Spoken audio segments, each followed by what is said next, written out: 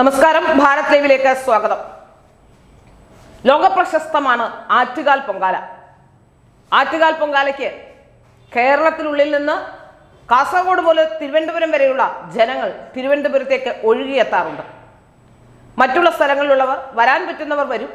മറ്റുള്ളവർ അവരുടെ വീടുകളിൽ ആറ്റുകാൽ ദേവിയെ സങ്കല്പിച്ചുകൊണ്ട് ഏത് സ്ഥലത്താണോ ആ സ്ഥലത്തും ക്ഷേത്രങ്ങളുമായി ബന്ധപ്പെട്ടുമൊക്കെ പൊങ്കാല ഇടുന്ന പതിവുണ്ട്. അപ്പോൾ ആറ്റുകാൽ പൊങ്കാല എന്ന് പറയുന്നത് ഏറ്റവും പ്രശസ്തമായ, ഏറ്റവും കൂടുതൽ സ്ത്രീകൾ ഒന്നിക്കുന്ന ഒരു പൊങ്കാലയാണ്. അതുകൊണ്ട് തന്നെ ആറ്റുകാൽ പൊങ്കാല നടത്തിപ്പ് ഈ തവണ വി രാജേഷ് മേയറിനെ സംബന്ധിച്ചിടത്തോളം കടുകട്ടിയാകാനുള്ള സാധ്യതകളുണ്ട് എന്നാണ് മനസ്സിലാക്കാൻ സാധിക്കുന്നത്.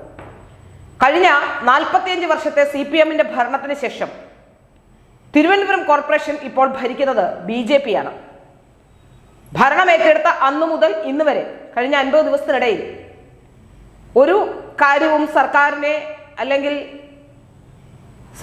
അല്ലെങ്കിൽ ഏതെങ്കിലും ഒരു ഇടതുപക്ഷ സഖാക്കന്മാർക്ക് പോലും പ്രതിരോധിക്കാൻ കഴിയാത്ത രീതിയിൽ വളരെ കൃത്യമായി ഭരണം നിർവഹിച്ചു കൊണ്ടുപോകുന്ന ഒരു മേയറാണ് തിരുവനന്തപുരത്ത് വി രാജേഷ്. ബാക്കി ഒരു കോർപ്പറേഷനിലെ മേയറെ കുറിച്ചോ ഏതെങ്കിലും ഒരു തീരുമാനങ്ങൾ എടുത്തതിനെ കുറിച്ചോ ഒന്നും തന്നെ ഒരു വാർത്തയും വരുന്നുമില്ല, ജനശ്രദ്ധ ആകർഷിക്കുന്നുമില്ല. എന്നാൽ ജനശ്രദ്ധ ആകർഷിക്കാനുള്ള കുറുക്കുവഴികളിലൂടെയല്ല മേയർ വി രാജേഷ് വരുന്നത് എന്നുള്ളതാണ് ഏറ്റവും ശ്രദ്ധേയമായ കാര്യം. സാധാരണഗതിയിൽ വെറുതെ പേര് കേൾക്കാൻ വേണ്ടി അല്ലെങ്കിൽ തൻ്റെ PR അത് നടത്തിക്കൊണ്ട് താൻ എന്തോ മഹാസംഭവമാണെന്ന് വരുത്തി തീർക്കാനുള്ള ശ്രമങ്ങൾ എല്ലാവരും നടത്തുമ്പോൾ, സോഷ്യൽ മീഡിയയിലൊക്കെ നമ്മൾ അങ്ങനെ കാണുന്നതാണ്, മാധ്യമപ്രവർത്തകരുടെ അതുണ്ട്. അപ്പോൾ ഇതെല്ലാം നടത്തുമ്പോൾ വി രാജേഷ് ശ്രദ്ധേയനാകുന്നത് തൻ്റെ പ്രവൃത്തിയുടെ ആ ഒരു കൃത്യതയും കണിശതയും കൊണ്ടാണ്. പൊതുജനങ്ങൾക്ക് വേണ്ടി, പൊതുജനങ്ങൾക്ക് ആവശ്യമുള്ള കാര്യങ്ങൾ ചെയ്തുകൊണ്ട്, അനാവശ്യ വിവാദങ്ങളിൽ നിന്നും രാഷ്ട്രീയപരമായ പ്രസ്താവനകളിൽ നിന്നും ഒഴിഞ്ഞു നിന്നുകൊണ്ട് തിരുവനന്തപുരത്തെ ജനങ്ങളെ, പ്രത്യേകിച്ച് തിരുവനന്തപുരം കോർപ്പറേഷന് കീഴിലുള്ള ജനങ്ങളെ ഏത് ഒക്കെ അർത്ഥത്തിൽ സേവിക്കാൻ കഴിയുമോ ആ അർത്ഥത്തിൽ കഴിയുന്ന രീതിയിൽ മുന്നോട്ട് പോകാനുള്ള കാര്യങ്ങളാണ് അദ്ദേഹം നടത്തിക്കൊണ്ടിരിക്കുന്നത്. ഏറ്റവും പ്രധാനപ്പെട്ടത് സാധാരണക്കാരൻ്റെ ഏറ്റവും വലിയ പ്രശ്നം, ഒരുപക്ഷെ വാഹനത്തിൽ പോകുന്നവർക്ക് അത്ര പ്രശ്നമില്ലെങ്കിലും പ്രശ്നമുണ്ട്, പക്ഷേ സാധാരണക്കാരൻ്റെ ഏറ്റവും വലിയ പ്രശ്നമായി തെരുവുനായ പ്രശ്നമായിരുന്നു ആദ്യം അഡ്രസ്സ് ചെയ്തത്. അതിനുശേഷം ഇങ്ങോട്ട് നോക്കുമ്പോൾ ഇലക്ട്രിക് ബസ്, അതും സാധാരണക്കാർക്ക് വേണ്ടിയാണ്. അപ്പോൾ സാധാരണക്കാർക്ക് വേണ്ടി പ്രവർത്തിക്കുന്ന ഒരു മേയർ എന്ന ഒരു ഖ്യാതി നേടിയെടുക്കാൻ അദ്ദേഹത്തിന് കഴിഞ്ഞ കാലങ്ങളിൽ കഴിഞ്ഞിട്ടുണ്ട്. ആകെ ഒരു സമരമാണിപ്പോൾ CPM ചെയ്തുകൊണ്ടിരിക്കുന്നത്. ആ സമരം നമുക്കറിയാം ശ്മശാനവുമായി ബന്ധപ്പെട്ട്, ശാന്തികാഠവുമായി ബന്ധപ്പെട്ടാണ്. അതിപ്പോഴുള്ള പ്രശ്നമല്ല, നേരത്തെയുള്ള പ്രശ്നമാണ്. 45 വർഷം ഭരിച്ച ശേഷം 50 ദിവസമായ ഒരു കോർപ്പറേഷനെ കുറ്റപ്പെടുത്താൻ അവിടെ ഒരു കുടിലൊക്കെ കെട്ടി ഇപ്പോൾ സമരം തുടങ്ങിയിട്ടുണ്ടെന്ന് തോന്നുന്നു. ഏതായാലും ആ ശ്മശാനവുമായി ബന്ധപ്പെട്ട പ്രശ്നങ്ങൾ എന്താണെന്ന് അവിടുത്തെ ഉദ്യോഗസ്ഥർക്കും അവിടെയുള്ള ആൾക്കാർക്കും കേരളത്തിലെ പൊതുജനങ്ങൾക്കും ഒക്കെ അറിയാവുന്ന കാര്യമാണ്. അവിടെ CPM ഇനി കുടില് കെട്ടി അവിടെ സമരം നടത്തി അവിടെ താമസിച്ചാൽ പോലും ജനങ്ങൾക്ക് യാഥാർത്ഥ്യമെന്ന് അറിയാവുന്നിടത്തോളം കാലം അത്തരം വിഷയങ്ങളിലൊന്നും ഒന്നും ചെയ്യാൻ കഴിയില്ല. ഇനി നടക്കാൻ പോകുന്ന ഏറ്റവും പ്രധാനപ്പെട്ട ഒരു ഉത്സവം എന്ന രീതിയിൽ ആറ്റുകാൽ പൊങ്കാലയാണ് ഏറ്റവും പ്രധാനപ്പെട്ട കാര്യം. ഇപ്പൊ തന്നെ പല വാർഡുകളിലും കുടിവെള്ളം മുടക്കുന്ന ഒരു പ്രവണത, പ്രത്യേകിച്ച് BJP കൗൺസിലർമാർ ഭരിക്കുന്ന വാർഡുകളിൽ കുടിവെള്ളം മുടക്കുന്ന ഒരു പ്രവണത ചില സ്ഥലങ്ങളിലൊക്കെ കണ്ടുവരുന്നുണ്ട്. അത് കഴിഞ്ഞ ദിവസം അഡ്വക്കേറ്റ് RS രാജീവ് അതിനെ നിശിതമായി വിമർശിക്കുകയും ചെയ്തു. ഇനി വരാൻ പോകുന്ന ഒരു പ്രധാനപ്പെട്ട ഉത്സവം എന്ന നിലയിൽ ഏറ്റവും പ്രധാനപ്പെട്ട 2 വിഷയങ്ങൾ ആറ്റുകാൽ പൊങ്കാലയുമായി ബന്ധപ്പെട്ട് ശ്രദ്ധിക്കേണ്ടത് കുടിവെള്ളവും ഫയറുമാണ്. ഇത് രണ്ടും വളരെ ഫലപ്രദമായി, വളരെ ഭംഗിയോടുകൂടി, വളരെ കൃത്യതയോടുകൂടി നോക്കേണ്ട വിഷയങ്ങളാണ്. കാരണം കുടിവെള്ളം മുടങ്ങിയാൽ അത് വലിയ പ്രതിസന്ധി ഉണ്ടാക്കും എന്ന കാര്യത്തിൽ സംശയമില്ല.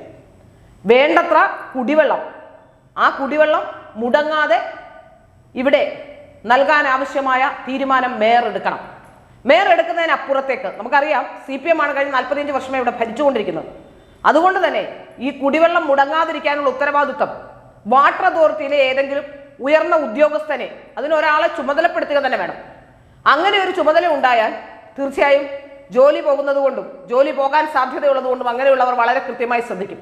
അതുപോലെ ഫയർ, എന്തെങ്കിലും പ്രശ്നമുണ്ടായാൽ ആ പ്രശ്നത്തെ അടിയന്തരമായി അത് പരിഹരിക്കാൻ ആവശ്യമായ മാർഗങ്ങൾ, അങ്ങനെ ഉദ്യോഗസ്ഥരെ വളരെ കൃത്യമായി തന്നെ ചുമതലകൾ ഏൽപ്പിച്ചുകൊണ്ട് ഒരു തരത്തിലും ഒരു വീഴ്ചകളും ഉണ്ടാകാതിരിക്കാനുള്ള സാധ്യതകൾ അടച്ചുകൊണ്ട് വേണം മേയർ വി രാജേഷ് മുന്നോട്ട് പോകേണ്ടത്. കാരണം നമുക്കറിയാം ആദ്യമായി കേരളത്തിൽ ഒരു മേയർ ഊട്ടി, ആ മേയർ ഊട്ടി അധികാരത്തിൽ വന്നതിന് ശേഷം ആദ്യമായി ഉണ്ടായ വിവാദം ആറ്റുകാൽ പൊങ്കാലയുമായി ബന്ധപ്പെട്ടായിരുന്നു. അത്തരം വിവാദങ്ങൾ ഉണ്ടാക്കാൻ ഒരുപക്ഷെ BJP പോലുള്ളവർക്ക് കഴിയില്ല. കാരണം എന്താണെന്ന് വെച്ചാൽ BJP കുറച്ചുകൂടി BJP-ക്കാർക്കും BJP മേയറാവുമ്പോൾ BJP മേയർ മാത്രമല്ല BJP അണികൾക്കും അനുഭാവികൾക്കും ഒക്കെ കുറച്ചുകൂടി ദൈവവിശ്വാസവും ഒക്കെ ഉണ്ട്. അതുകൊണ്ട് തന്നെ ദൈവിക കാര്യങ്ങളിൽ ഒരു വീഴ്ചയും വരുത്താൻ 90% ആൾക്കാരും ആഗ്രഹിക്കില്ല. നേരെ മറിച്ച് ഇല്ലാത്ത ആറ്റുകാൽ പൊങ്കാലയുടെ പേരിൽ ലക്ഷങ്ങൾ എഴുതിയെടുത്ത മേയറുകുട്ടി, ആ മേയറുകുട്ടിക്ക് ഈ ആറ്റുകാൽ പൊങ്കാല ഭംഗിയായി നടക്കരുതെന്ന് ഒരു പക്ഷേ ആഗ്രഹം ഉണ്ടാവും. മേയറുകുട്ടിയുടെ കൂട്ടുകാർക്കും ഉണ്ടാകും. എവിടെയെങ്കിലുമൊക്കെ വീഴ്ചകൾ ഉണ്ടാവണമെന്ന് ആഗ്രഹിക്കുക സ്വാഭാവികമാണ്. കാരണം ആദ്യമായി വിവാദത്തിൽ ഏർപ്പെടുകയും വിവാദം തുടങ്ങുകയും അവിടെ നിന്നാണ് വിവാദങ്ങളുടെ തുടക്കം. അപ്പോൾ വളരെ കൃത്യമായി ഇവിടെ ഗതാഗത പരിഷ്കരണമാണെങ്കിലും കാര്യമായ രീതിയിൽ തന്നെ എല്ലാ ക്രമീകരണങ്ങളും ആറ്റുകാൽ പൊങ്കാലയുമായി ബന്ധപ്പെട്ട് VV രാജേഷ് നടത്തേണ്ടതുണ്ട്.